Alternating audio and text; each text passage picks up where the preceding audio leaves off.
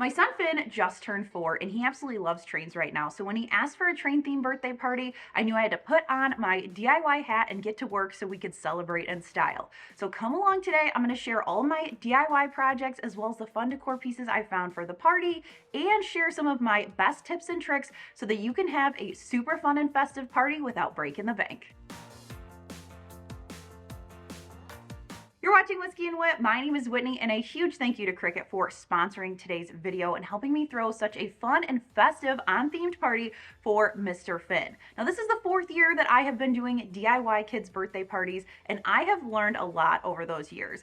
For the past few years, I have done a lot of small DIY projects that are very themed, and they really weren't toy or decor things that we could use after the party. So it ended up being a lot of waste and a lot of work up front for just a party. So I really wanted to focus this year on quality DIYs versus the quantity of the DIYs, and I think I nailed it, so I can't wait to share with you guys what I did. First up, I made sure to find items that we could use again. Finn's bedroom right now is train themed, and we just recently switched it over. So I looked for some signs on Amazon that I could put out throughout the party, like this Lionel train one, as well as a railroad crossing sign. They're nice and metal, but they were super affordable, and now they can be installed on the walls in his room so he can enjoy it well beyond the party. I also was able to get this train for under 20 bucks on sale at Hobby Lobby. It will be great for his bedroom as well. And I also used extra bandanas and hats around the party that I had left over from the favor bags we'll talk about in a little bit. And finally, use what you have. I grabbed a ton of Finn's wood trains we already had to use as decor and hence save some more money. I also decided to go all digital for the invite so that I could text them, email them, and just send them to folks in the family and friends to know that they were invited.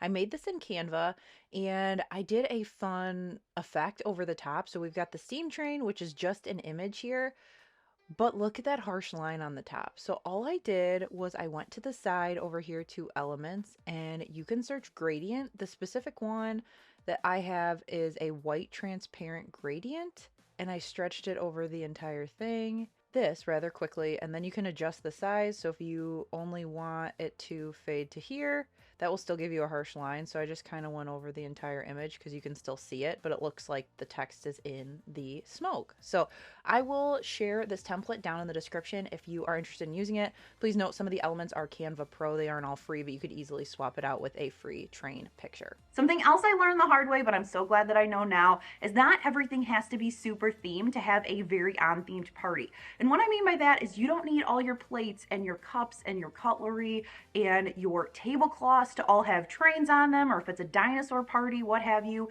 you can just go with colors. I also like to buy more than one at a time at Walmart. If you're doing 3 or more tables, I would recommend going to the party section at Walmart versus Dollar Tree, just because you can get 3 for about $3, so that's cheaper than the $1.25 each you'll find at Dollar Tree. You want to protect your tables, you need to have them, you need to have plates and things, but that shouldn't be where a lot of the money goes. You want to put it where you can get more bang for your buck, especially if you're planning on DIYing for the party. Now, don't get me wrong, I also love to get a few really on-themed items for my parties, but I was super surprised when I was starting to look for some more traditional trains, steam trains, because all I was finding were things for Vacation Bible School, which didn't fit my birthday theme, or the theme Chugga Chugga Tutu, with 2s on everything, with super colorful trains, and Finn is 4. So I pivoted. I said we're going to do all aboard, Finn is 4, and I also knew that I was going to have to DIY to get the items that I envisioned. And that is where my Cricut machine comes in. You guys know I have sung the praises of Cricut for so many years. I got my first one back in 2016, which is crazy.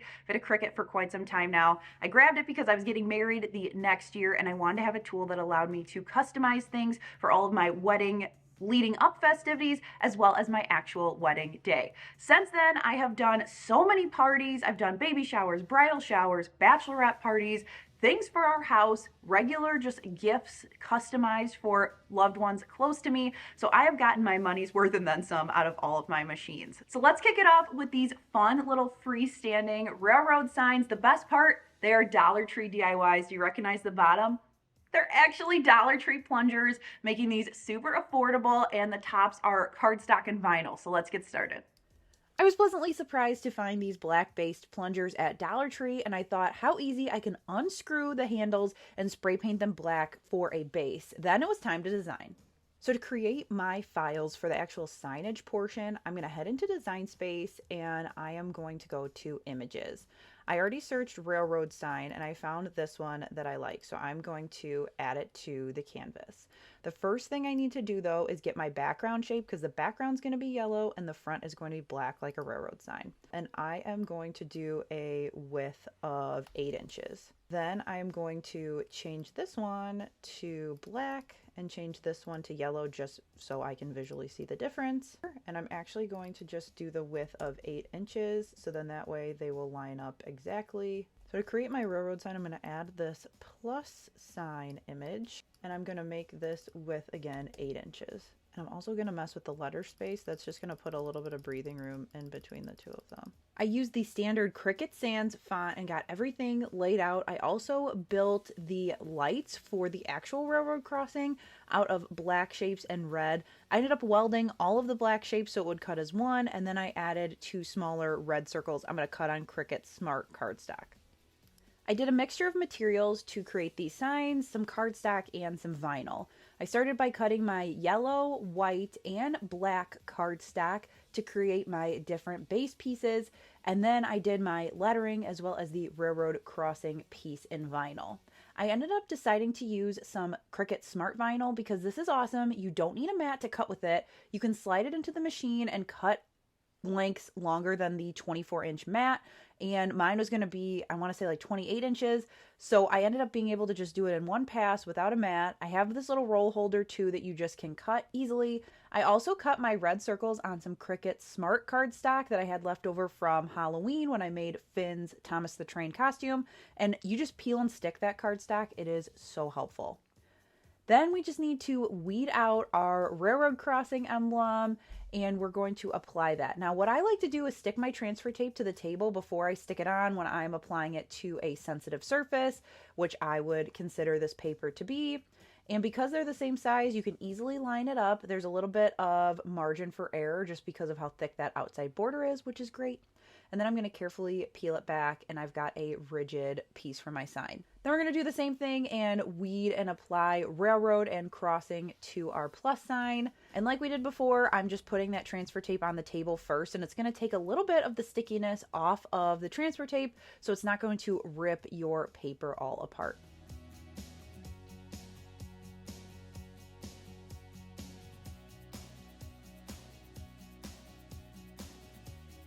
Then to finish it off, we're going to add hot glue to the back of all of the pieces and add them to the plunger, retwist on the bottom so they stand up on their own.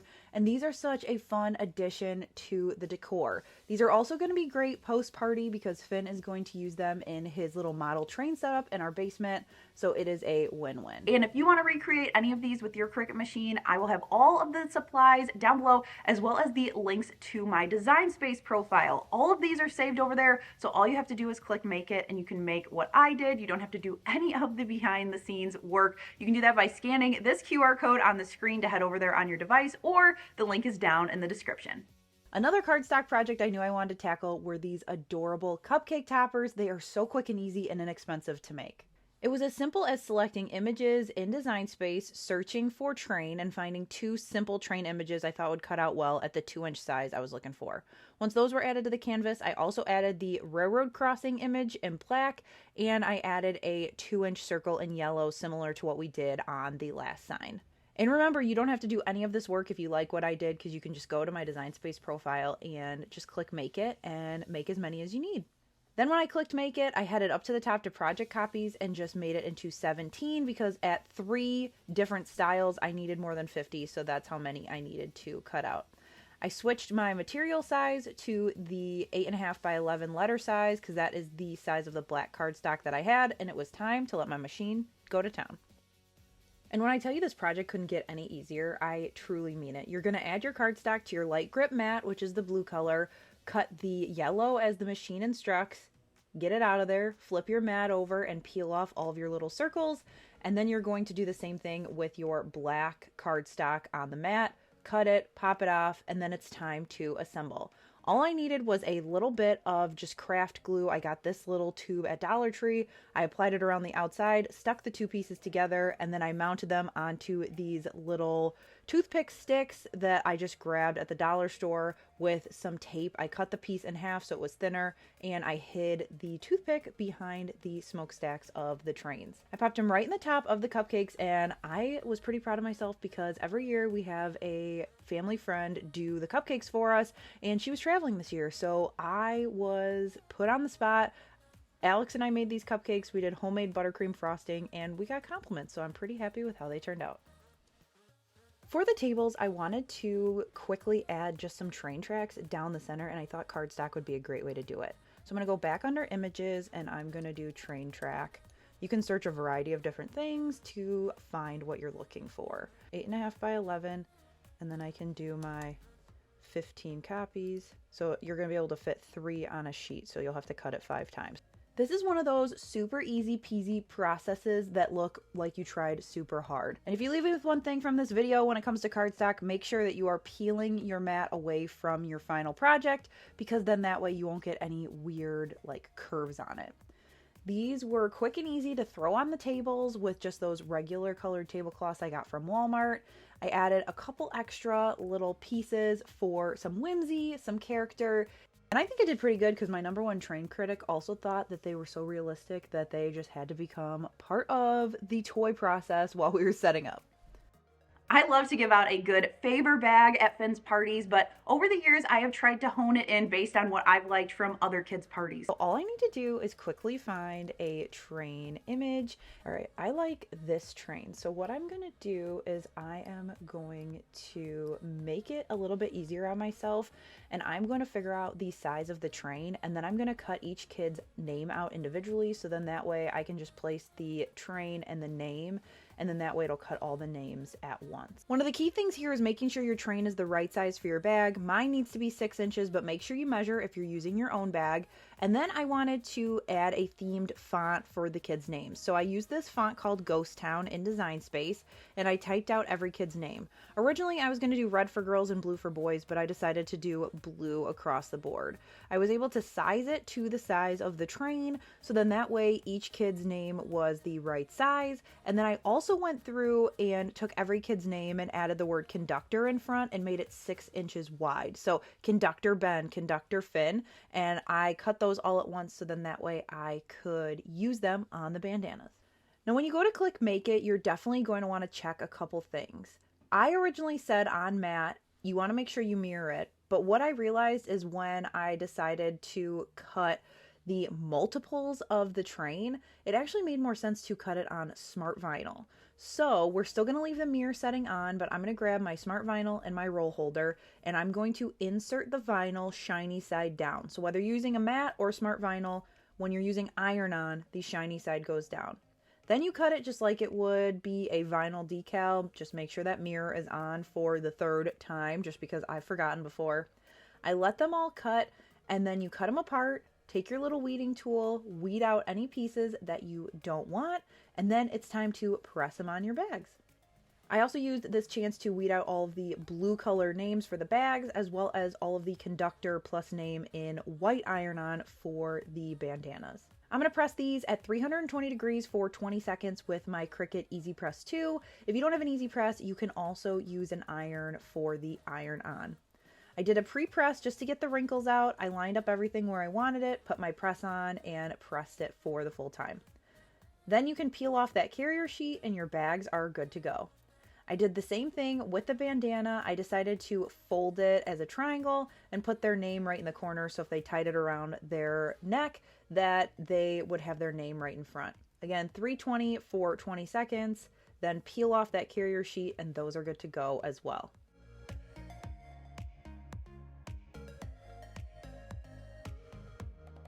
I also added things like a train conductor hat, a fun little straw, a train whistle, as well as a fun little train toy they could play with at the party or when they left. So you may remember 2 years ago when I did the Disney Cars Mack truck out of cardboard. That was such a hit and I absolutely loved it, especially because it is a big statement piece while also being cost effective. So this year I wanted to do a steam train with the steam coming out as the balloon arch, and I searched high and low and could not find a tutorial that was what what I wanted. So I won my way through this, and now I've got a tutorial to share with you guys. The other great thing is if you're not throwing a train party, but you need this for a Polar Express setup, you can easily add some wreaths or Christmas things. As far as supplies, I like to use Home Depot moving boxes mainly because it gives a standardized size to tell you guys, so if you're recreating it, you know what to get.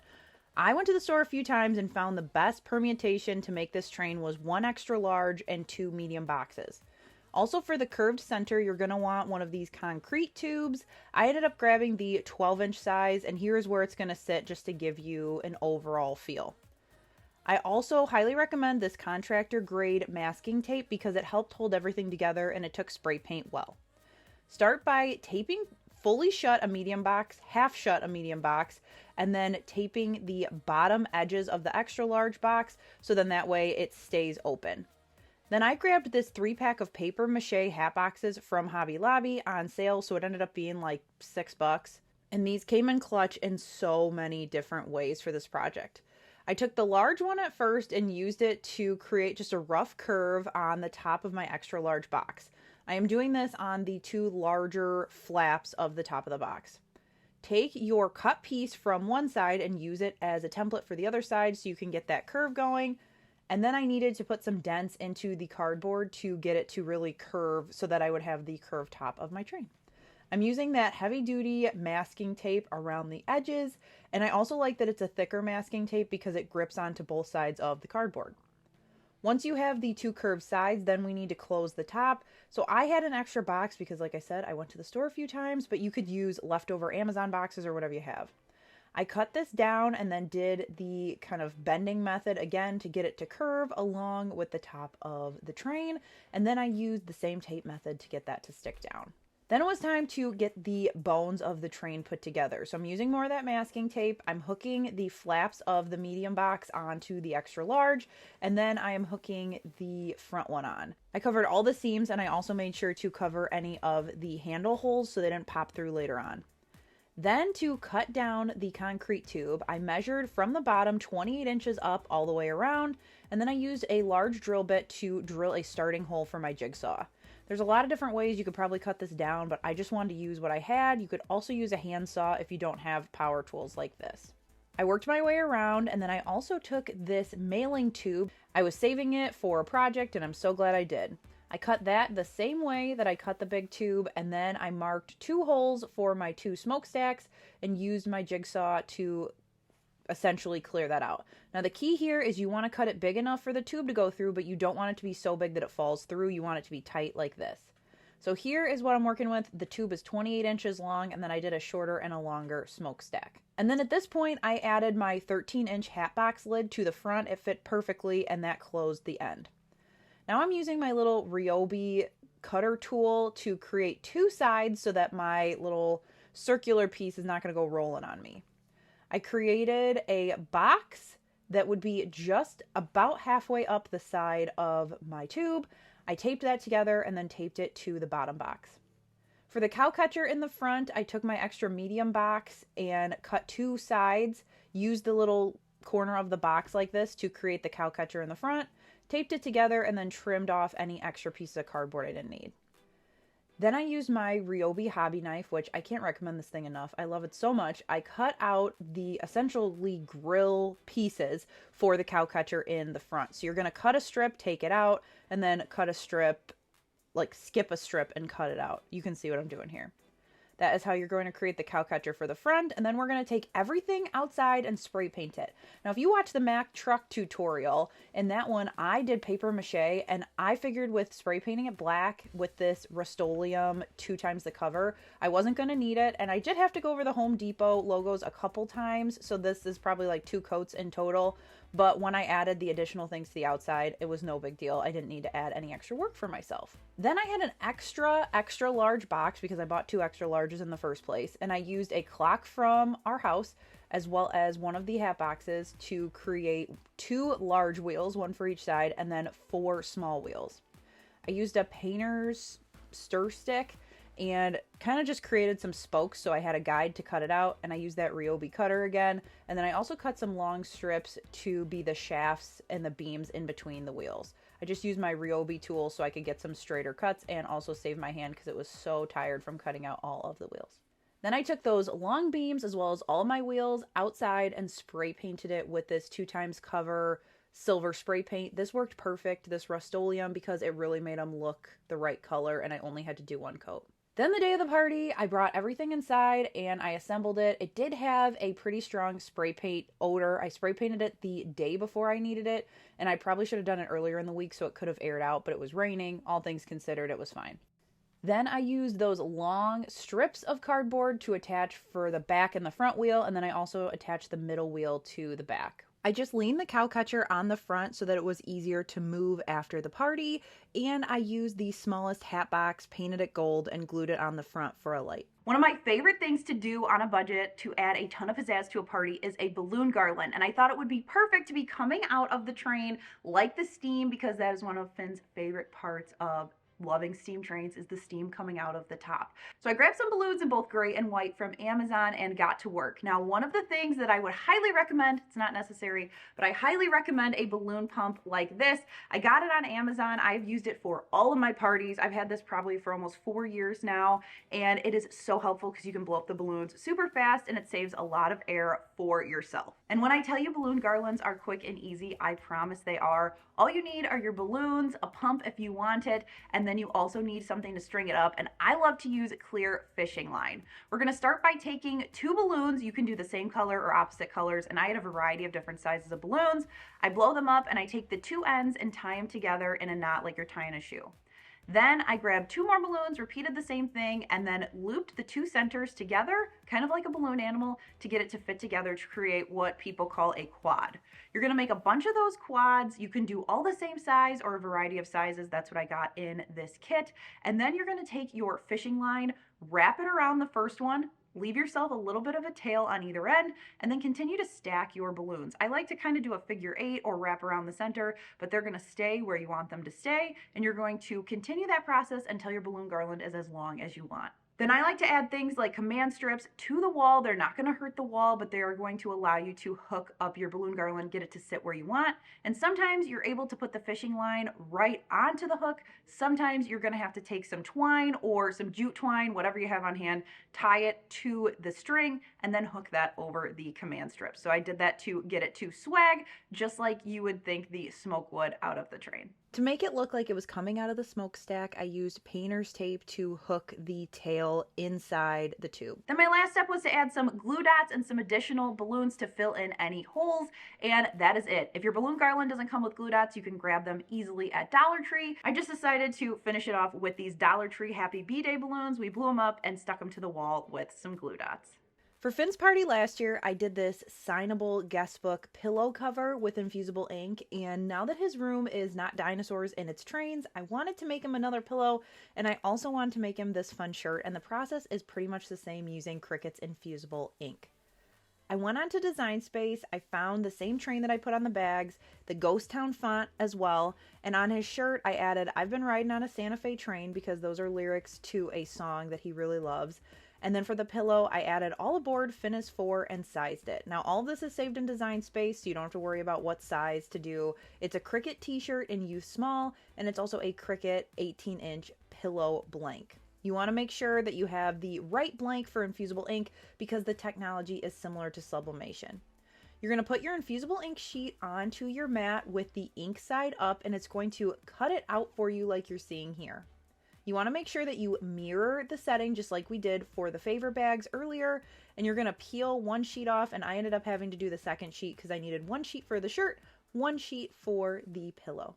Now as you can see, this is mirrored here. I'm going to trim off any excess and I'm going to roll that sheet. The best way I can describe infusible ink to you is it's a cross between heat transfer vinyl and cardstock, because you weed it like heat transfer vinyl, but it's not a vinyl. It's more of a carrier sheet for this ink that's going to infuse into your item. So I am using my fingers just to pop out these small pieces, and be careful, work your way from the outside in so you don't pull something off that actually needs to be there.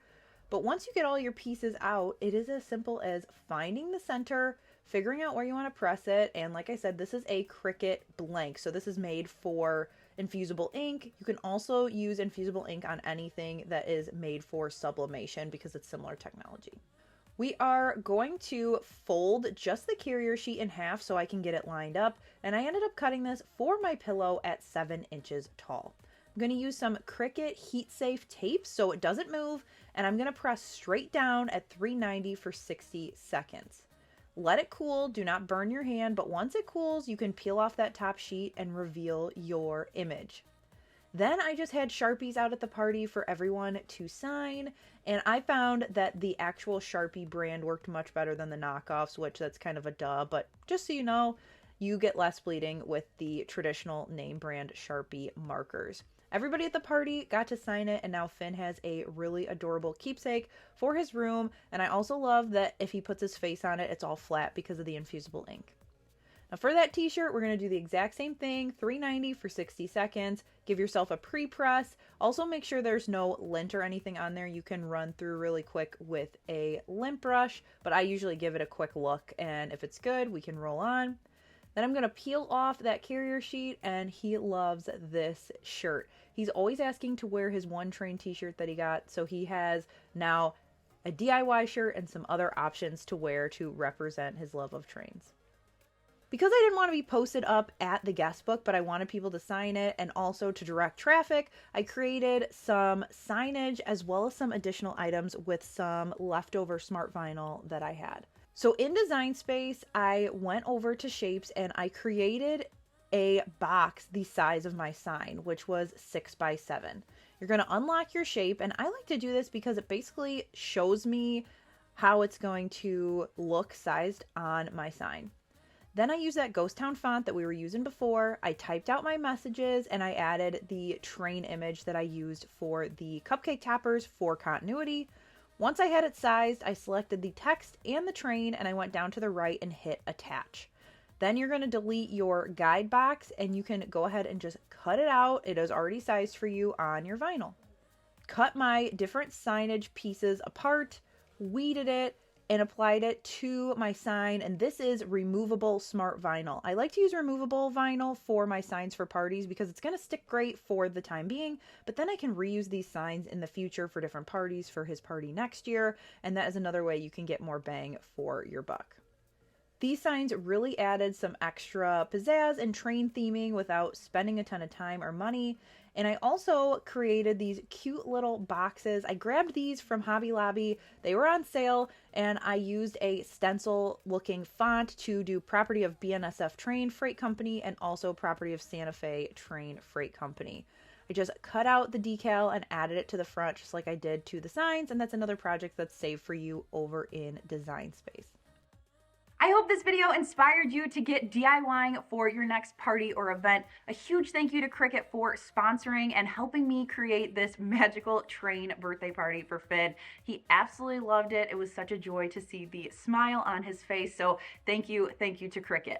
Also, if you want to remake any of these, all the supplies are down below, and I also have all of these projects in my Design Space profile. If we're not already friends over there, you can either find me by scanning this QR code on your phone, and that'll take you to the app, or you can click the link down below and head over to my Design Space profile. I've got all the party stuff, plus a bunch of other Cricut DIYs over there that you can check out, and just click make. I'll save you a ton of time. Thanks so much for watching. Be sure to hit subscribe down below so you don't miss any future Whiskey and Whit videos, and I will catch you guys in the next one. Bye!